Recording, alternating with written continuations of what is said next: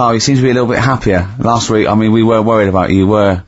You sort of slipped into some sort of, like, weird depression. You played placebo twice, so you weren't concentrating. I know what you're going to say, that, me and Steve were annoying you, but, you know, that's an easy excuse. I mean, I think the listener can make up their own minds.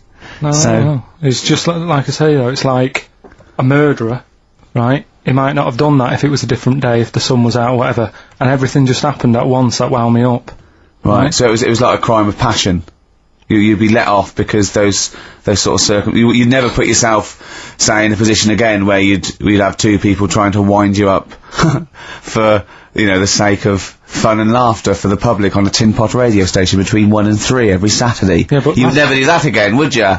Last week it wasn't just for the listeners, it was for you as well, between 12 and 1. Before we even on the air. Why? You were winding me up then, do you know what I mean? Having a discussion. It's alright, I'm used to it now, I'm used to it, so it doesn't matter.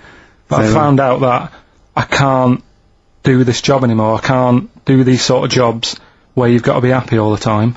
Well, you don't have to be happy all the time. No, you do, You really. forget that for the... Yeah, but I can't. Do you know what I mean? I've got things going on in my head. And do you think when Bobby Davrose had a bad day that he doesn't go on stage and give 100%? No, but that's Do you think Les Dennis let all that stuff get in his way when he did that theatre tour to the people in front? Sometimes he had audiences of like 15 people. Yeah, and he just went, it's them. It's not a private life, forget that. Bang. Yeah, but good on him, he can do that, but what I'm saying is I can't. He's a professional. So I was talking to Suzanne about it, because, you know, it did get me down last week. Suzanne's your therapist? Sort of, minder. Yeah. Saying to her, you know, I can't do this sort of job. Normally what I do in the week, you know, I'm tucked away in a studio. If I'm annoyed, no one knows about it, I get my head down and get on with it. Wait, you tell him. Go on, next. You know what I mean? Next. Right, yeah, but sorry, but what's your point here? So every Saturday you've got to come here, you've got to be happy, we've got to go, oh, Karl, are you alright? Oh, you're right, your hair looks nice. No, but, you know what I mean? That's the first time, innit? Normally people listening go, he's a happy fella, do you know what I mean? They never think you're a happy fella, Karl. Well. They've never heard you laugh. No one has ever... seriously, we get emails all the time, no one's ever heard you laugh. Yeah, They've but never heard you laugh. I'm still happy, you don't have to... Well, are you? Yeah. You don't look happy. But anyway, that's the problem with this job. And, I was thinking about it, if do you know, like, if you're a doctor... Sure.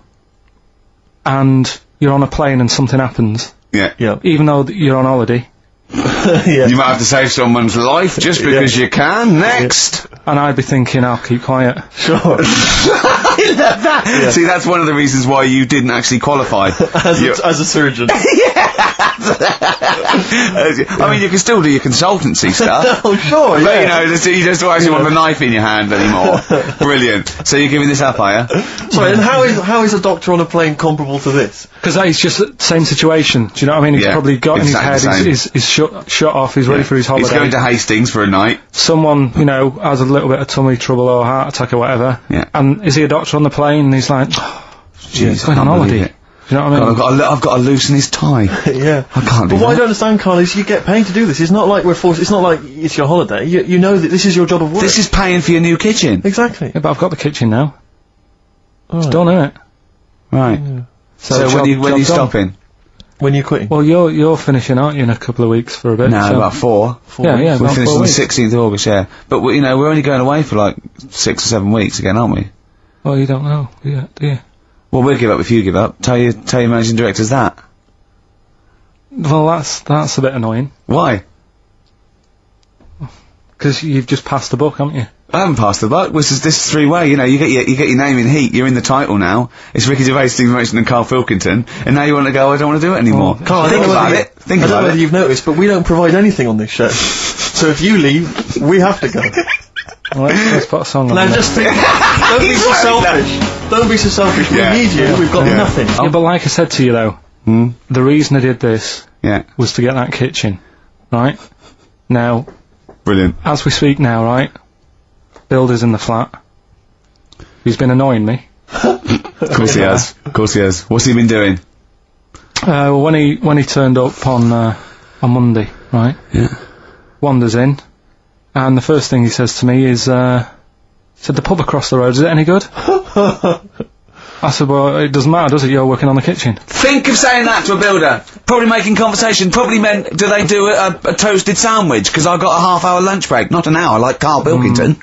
So I'll pop over there and get a nice, cheese and tomato sandwich. Is that genuinely what you said to him? Yeah. So Suzanne had a go at me saying, why have you said that? He hasn't even started on it yet. I cannot believe that. You're unbelievable, Karl. And you say it's us that are rude, crass, I wasn't being rude. I just was letting him know. Do you know what I mean? I know what he knows what he was there for. He had it down on his little docket. Do the kitchen this week. He didn't come there and go, what did I come out for? Was it to go to the pub for a week? Why am I wearing these overalls? Yeah. Who's the little bald mate twat insulting me? Let me just check. Let me call the head office. I wasn't having a go, though. I mean, they should have finished it yesterday, and they're there now, right, on their own. And what annoyed me is they turned up late today. Hold on, Karl, I've just realised something. They're probably listening to the radio that's, I assume, tuned to XFM, isn't it, in your kitchen? Yeah, but they don't know it's me, do they? You know what I mean? No. They'd go, he's got a whiny mank voice as well. So's the bloke who owns this place. And the bloke who owns this place, when I said, what's that pub like across the road, said, well, you won't be bothering that, he's working on this. No, he won't be able to put two and two together, will he? You've suddenly, the penny's dropped, doesn't it? You've suddenly realised, look at his face! Yeah. He's suddenly realised they might know it's him! And they could be listening, and they're going to clean you out, mate. Oh, if you are the builder, working in, where is it? I won't say the address, but it's... Central London, isn't it? Yeah. Go mental. Have whatever you want. Opposite that pub that you like, He'll probably be in there now, so he won't be listening. Oh, insulting a British workman. He should have been in today. Mental. He should have been in at 8 this morning, Just which annoyed me anyway. mental. Why, I really don't understand why they've got to start so early, right? Yeah. But he said he'll be there for 8, turned up at 9:30, right? Wanders in, and what annoys me is, he could have left all this downstairs. He had a paper under his arm, one of those crossword books, and a pot noodle. Now, I'm not being funny, but most of them take quite a bit of time. A crossword book, he's not happy with just the one that's in the paper. If you're listening, if you are the builder that's listening now, doing Karl's flat, what about pissing in the laundry basket? You've realised now that the builder could well be listening, knowing exactly who you're talking about. There's a chance of it. Do you know what I mean? Yeah. I didn't think about it, but you're right, was tuned onto that. I think he did flick it on, thinking about it, thinking back. If so, yeah, he's probably listening now. No, he probably isn't. He probably listens about half hour. If he's got any sense, he turned it to Heart or Virgin or Magic or something, but, there is a chance. Good advice to the listeners. Yeah. If you've got any sense, if you finished your crossword puzzles. I think, according to our figures, there's a 5% chance of him listening to it. Yeah. So, if we want to be accurate. Although he is in a house with it tuned to that, so I think it puts him right up to 50% straight away. Then again, Rick, he's got a job of work, so why would he be listening to this show? Well, he's doing a crossword at the moment. Yeah, well. You better hope he's not listening. Well, I mean, they do annoy me. I'm sticking by it. Yeah, anyway, go on, you might as well keep digging, yeah, go on. No, I'm just saying, they do annoy me, the way they wake you up at 8 and then... Well, that's when they start work. Because I told you, I mean... Oh, we'll leave that one then. Yeah. No, but it's like, the other day when they came in, I always like to test them, do you know what I mean? When I had some work done on the last flat that was in, right, that was renting, the builders were in, sorting the shower out and that. They woke me up about 7:30. Yeah. Right? Were you in the shower? No, Good thing about cleaning this shower, there's never any hair down the plug hole. Yeah. Right. So, I left early to come to work, right? Sure. And I thought, I wonder what they're doing. I wonder if they have started. So I walked back to go back in. They'd left the flat and they were sat outside having a Starbucks. And it just annoys me that they couldn't do that first. Do you know what I mean? Have your breakfast first, then come and wake me up. But don't wake me up to then get me out of the flat and then say, right, let's go and have breakfast. Well, they've probably got to get in, haven't they? What for? What for? They can put all the tools in the little lobby bit. Do you know what I mean? Yeah. Just winds me up. Sure. Now the thing is, the guy today who's doing the tiling, that's narrowed it down a bit more, right? When I knew he was in there, I went out for a bit, had a cup of tea and a bacon butty, right, at a cafe, and I went back and I was really quiet, put my key in the door and opened it really quick to see what he'd be doing, and he had actually started work, so fair play to him. What if he'd just been exfoliating himself naked on the kitchen floor? Yeah. I'd say, right, caught you.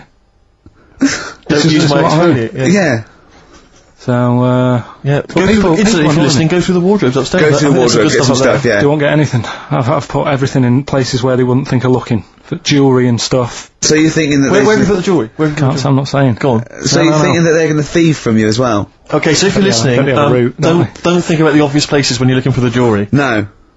But I do things like, I would do things like, you know, just pop a little bit of urine, maybe in the salt cellar or something. Yeah. Just do something. I'll tell you what I do is I take the toothbrushes in the bathroom, just pop them in the toilet, flush Yeah. it, and then Yeah. take them back again, just pop them back in there. Leave them nothing. Leave them out.